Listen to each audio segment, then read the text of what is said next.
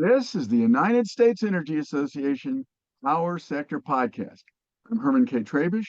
I've covered the power sector since 2006, and I currently report for Utility Dive. In this episode of the podcast series on groups leading the power sector, we're going to talk with Natural Gas Supply Association, or NGSA, President and CEO Dena Wiggins. She's going to describe NGSA's history and mission, what it's done to protect the nation's natural gas supply, and what it's doing now to support continued growth. Dena's been president and CEO of NGSA since 2014 and spent much of her career practicing law with legal powerhouses like Ballard Spahr and Evershed Sutherland. And in her decades of public service in the energy sector, she also spent 14 years as general counsel to the Processed Gas Consumers Group. Dena, what is the Natural Gas Supply Association, or NGSA? What's its history? Who are its members? And what's its mission? Well, Herman, thank you very much for having me on this discussion. I'm looking forward to our conversation. Natural Gas Supply Association has been around for about 60 years, so we're not a new organization. We focus on downstream market issues. Our members are producer marketers of natural gas, and we have 12 members, and they're the larger member companies. They're ExxonMobil, Shell, Chevron, NRG, JERA Americas, ConocoPhillips. And if you look on our website right now, you'll see 11 members, but we just added a new member of Expand, which used to be Chesapeake. And we've also recently added Osaka Gas. So we're very proud of our new members as well. Yeah, those are giant names. One thing before we move on, Dena, Sure. define downstream for our listeners. Not everybody understands that, and it's worth mentioning the difference between upstream, downstream, and where you work. Sure. Upstream is really the production, getting the molecules out of the ground. And what we're focused on, particularly at our work with the Federal Energy Regulatory Commission, is trying to focus on ensuring that the market rules are appropriate and supportive of our efforts to bring gas to consumers, all consumers, manufacturing, utilities, the power sector, AI, whoever it is that demands and needs natural gas. We want to make sure that the rules are in place so that we can serve those customers. We're also active at the Commodities Future Trading Commission. We have been involved in the implementation of Dodd-Frank, which is more or less, hopefully more over now, but that's what brought us into the CFTC world. We're also involved in trying to educate policymakers because particularly at FERC, natural gas production and the pipelines are regulated, but our part of it is really not regulated. So we want to make sure that policymakers, both on the federal level and the state level, and policymakers on Capitol Hill, understand the natural gas market. We think we have a vibrant natural gas market. It's working well. Our tagline is markets matter, and it's more than a tagline for us. We really believe that markets are key to making things work and to bringing willing buyers and willing sellers together. And we just want to make sure that all the rules are in place to facilitate those interactions. A number of years ago, the Center for LNG merged with us. So there's a separate part of NGSA that focuses solely on issues related to LNG. And sort of the background on that, I think, is also interesting in that, as you recall, a number of years ago, the focus on LNG was on LNG imports. Right. So the center was stood up as a separate standalone trade association. Times passed, economics switched, and now the emphasis Russia invades Ukraine. Don't leave that part out. Well, and that was also very important. And now the emphasis is on LNG exports. So everybody is rowing in the same direction. We want to produce the molecules, get them in a pipeline, get them to consumers. And part of the consumer group that we want to get them to is the LNG exporters so that they can get on the water and help our allies both in Europe and elsewhere. And you're absolutely right. The war in Ukraine was and is horrific. It did focus the attention on the importance of natural gas in Europe because without LNG exports that were going to Europe, Europe would have been in trouble. Now, it was somewhat fortuitous for Europe when this first started that it was warm in Asia. So that facilitated the ability of cargoes that were on the water or had already been committed to Asia to be resold into Europe to help our European allies. And that's still going on to this day. So that's a little bit of a thumbnail sketch of the kinds of things that we get involved in. But we're very active in trying to educate. Interesting. I think that it's been really important to get that natural gas, liquid natural gas, LNG, to those folks in Ukraine to stand up against what happened to them. And I'm really proud to be able to talk to somebody who's so involved in it. I want you to really quickly, before we move on, just for a second, Dena, you mentioned Dodd-Frank. What exactly, tell our listeners what exactly that was and why it was significant enough to be called out. Well, it was significant in that Dodd-Frank sort of put natural gas into the mix at CFTC. It had not really been a target or a focus of interest, but in trying to make the commodity rules work, there were some unique characteristics of natural gas. Obviously you can store natural gas in a tank, or you can store it in an underground facility, but you don't store it in a silo the way that you store corn. So there were some differences between natural gas and some of the other commodities that the CFTC was more accustomed to regulating or looking at. So in part, our goal was to make sure that the CFTC understood how our business operates. And, we had some members who desperately wanted to be swap dealers, and that was fine. We had some members who really wanted to make sure that whatever happened, they weren't deemed to be swap dealers. So making sure that those rules were developed appropriately so that everybody was happy was really our goal in getting involved in that. And that's And then as it's more or less settled, and as a follow-on to that, the CFT stood up a committee, an advisory committee called the Energy and Environment Markets Advisory Committee, and we have been involved in that to continue to the discussion. And as a matter of fact, I've chaired it for the last several years. So that's something else that we still stay involved in and look at and try to keep our eye on what's going on there. And we can get into it later, but there are a couple of other issues that have been very important to us recently. And one is gas electric coordination. We have spent a lot of time on that. With the increasing use of natural gas for power generation, those gas electric coordination issues have become incredibly important. And because we really want to be able to get our product to market and to consumers, permitting reform has been a key issues for us. Yeah, right. And I do want to mention we've done 2 different podcasts on the subject of gas electric coordination and planning, and then as based on reports from the Lawrence Berkeley National Laboratory.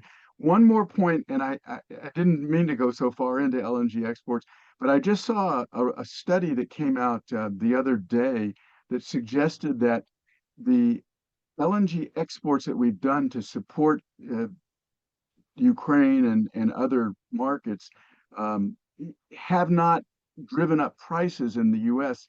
as some people said they would. Did you see that report? Is that something you can comment briefly on? Well, I'm not sure that I know the details of that report in particular, but I do know that there are studies out there that shore up what we've been saying for a long time, that the increased LNG exports are just not impacting price in any sort of dramatic way. We have, as my board chairman is fond of saying, an abundance. We're geologically blessed here with natural gas resources, and we can produce natural gas to meet the growing demand. We've got a track record of doing that. We're producing now today at about 102, 103 BCF a day, which is at or even exceeding record production. And again, it gets back to infrastructure. If the infrastructure is there, we can meet the demand, and the resources are there to do it. I had intended to move to questions about what you've done in the past, but I think you've covered that in some of your questions. Oh, by the way, I wanted to mention before I move on, BCF is billion cubic feet of gas. It's the measure that gas is traded in, one of the measures. Let's talk about what NGSA is doing right now. You've called for rules, policies, and technologies protecting the environment and for supplying electric utilities, manufacturers, businesses, homes with natural gas. So let's not talk about the reconciliation bill just yet. Okay. But what work has NGSA and its members, what work are you all doing now to protect, do both of those things, protect the environment and supply natural gas across all those economic sectors? It's a big undertaking. Nobody doubts that the environment needs some protection. Nobody doubts that we need right now a significant supply of natural gas. How do you do all those things? Well, and you're absolutely right. I think no one denies that we have to do all of these things in an environmentally sensitive fashion. That's not a debate. We understand that methane is a powerful greenhouse gas. We understand that it needs to be in the pipe and delivered to consumers, not let go into the atmosphere. And I don't think there's a uniform answer as to what producers are doing, but I can tell you that producers are committed to tackling this issue. Is it perfect? No. Can we do better? Yes. Are we striving to do better every single day? Absolutely. And there's leak detection, there's drones, there's trying to automate processes, there a lot of different things like that our individual companies are doing.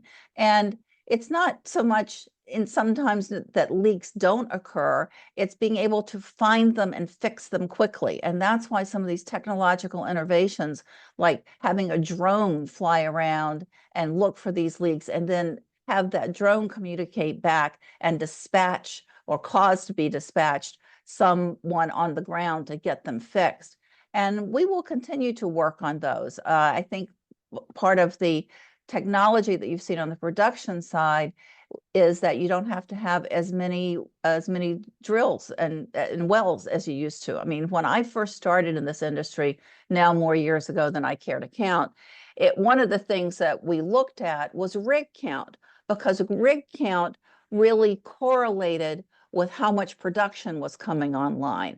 Well, that's really not the case. I mean, we still look at rig count, but it's not the meaningful figure that it once was. And when you can have fewer rigs and all this horizontal drilling, there's less possibility of leaks and things happening that put the natural gas molecules into the air. So it's something that we're committed to doing. And I think that, you know, that there's a phrase that's been used about transition.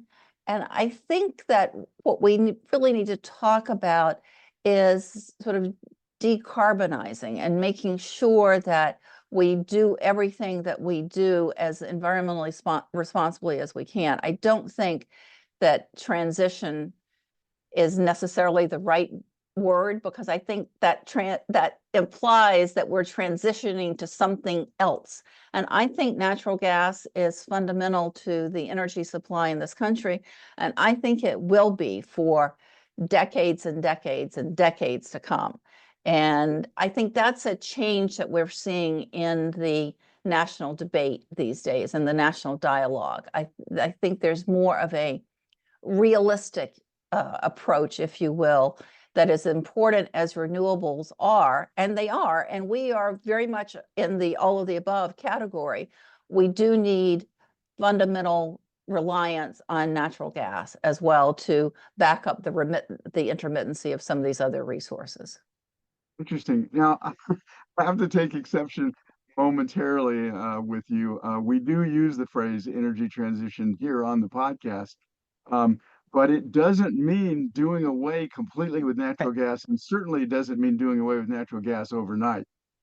Which is one of the big mistakes I think a lot of folks make in their understanding, is that when I use, I'm going to say use the word transition, I'm talking about transitioning to solutions that will do what you're trying to do, protect the environment and protect our use of resources. So I just want to clarify that.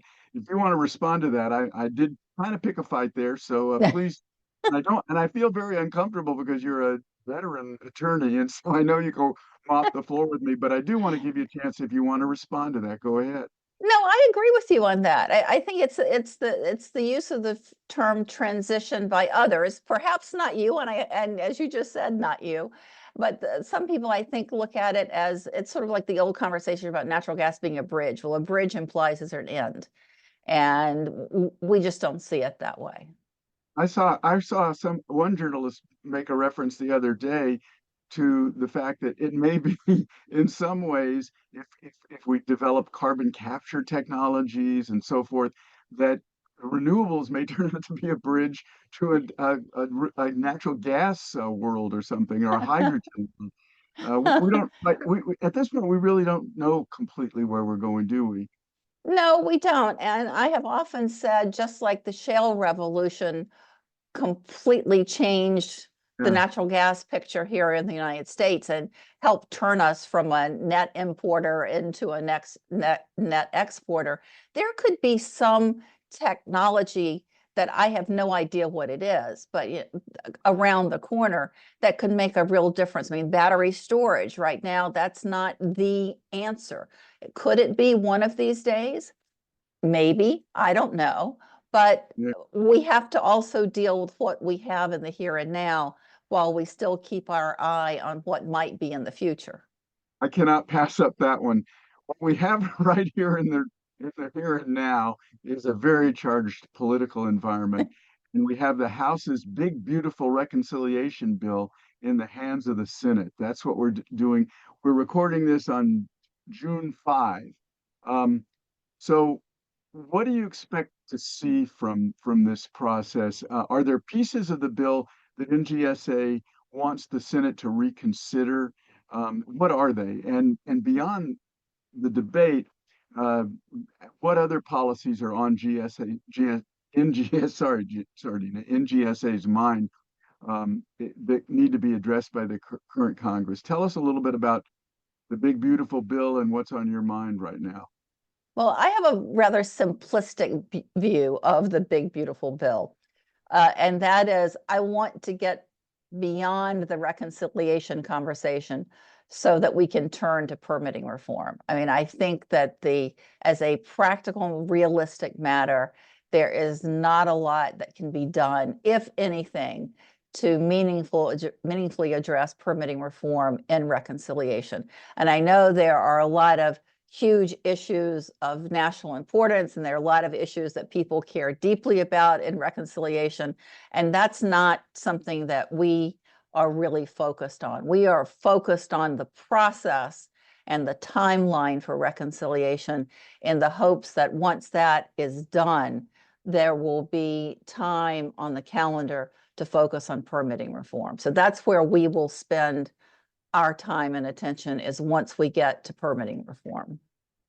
Is you want to say anything about? I've seen uh, Don Thune, who's the majority leader of the Senate, saying that he's going to get this done by July 4, which is what the announced date for this bill is. That would certainly get you past it in a really speedy way, speedier than most bills are handled.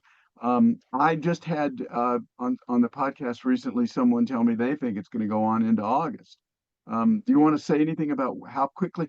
But I want to talk about permitting reform, so I don't want to put you on the spot to Yeah.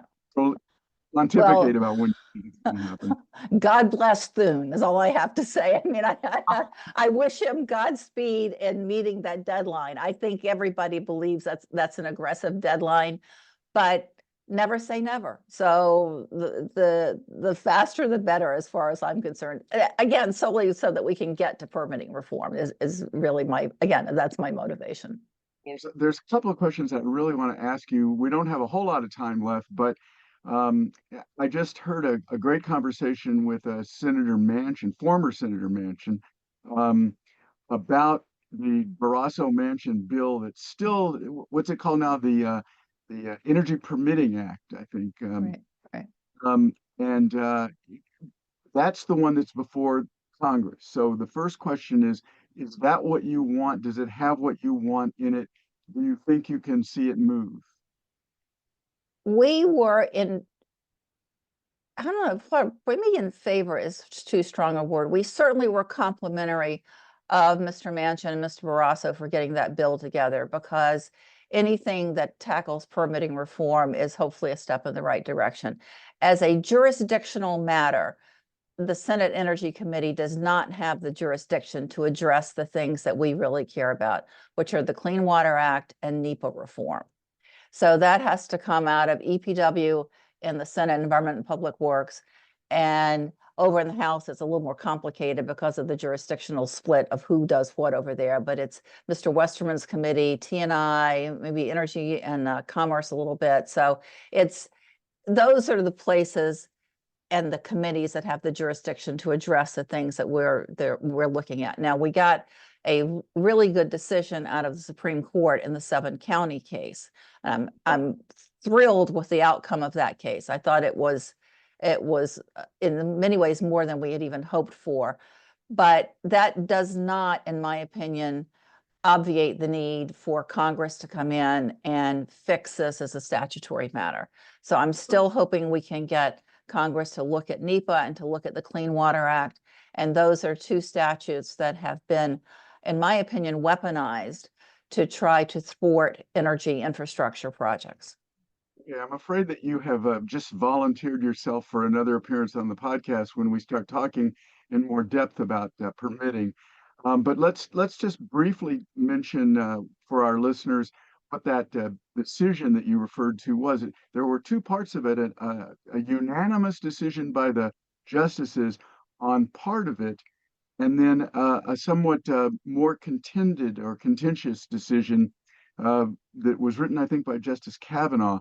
And the National Energy Policy, National Environmental Policy Act requires studies to be done about projects that are proposed. In this case, fairly inconsequential project, an 88-mile railroad line from a part of Utah where there's oil being developed to a larger line. But the original decision by the courts, the lower court, was that that the studies were incomplete because they should have considered the downstream impacts of that 188-mile line. I think Justice Kavanaugh said something to the effect that that's too much, that NEPA doesn't really require that comprehensive a view. Tell me, first of all, Dena, am I getting it right in this description? And why was this so important to you? Well, and Kavanaugh wrote the majority opinion, just to clarify that.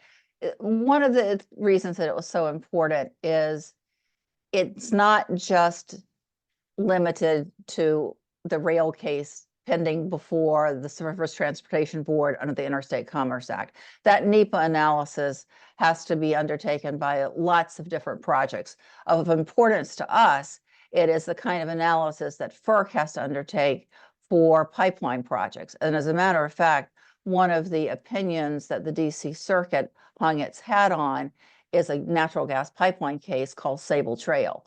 And in our opinion, that is, as the person who wrote our brief, who happens to be James Danley, who was a former FERC commissioner and chairman and soon to be the #2 person at DOE, said that is the original sin. Sable Trail is the original sin, that the court went too far in requiring a downstream impact analysis. And what we were hoping for, and what the Supreme Court did in 7 County, is say that's too far. That's not, that first of all, NEPA is a procedural statute, which the court had said that once before, but they reaffirmed that it's a procedural statute, and they reaffirmed that the reviewing body does not have to look at attenuated impacts, attenuated in time and place. I mean, what the DC Circuit was trying to get the Surf Board to do is look at the impacts of this 88 miles of rail in Utah on refineries in the Gulf Coast and upstream production of waxy crude, which was what that rail line was going to be carrying. And the Supreme Court just said, no, that's too much. And I think the term in the opinion is course correction, and that it's time to correct the course of what the courts are allowed to look at here. And rather than having EISs that are 3,600 pages, you just don't need all of that. Yeah, absolutely. We're out of time, Dena. We're going to have you back and discuss this whole permitting quandary at much greater length. I heard a really interesting observation that this decision may not be great for the environment in some people's opinion, but it may be good for clean energy as well as natural gas and other types of energy. But we're going to get into that Okay. at another time. So Happy to talk about this. I can wax eloquent on this, or wax. I don't know about eloquent, but I can get up on my soapbox on this one pretty easily, as you may tell. yes. Thank you so much. I'm going to thank my guest, Natural Gas Supply Association President and CEO Dena Wiggins, an elegant waxer. We're describing what the NGSA is, what its current priorities are, and what issues it wants to see addressed by policymakers. I also want to thank our listeners for taking the time to check out the USEA Power Sector Podcast. Don't forget to subscribe, like, and share with everybody you know our quest for energy transition solutions.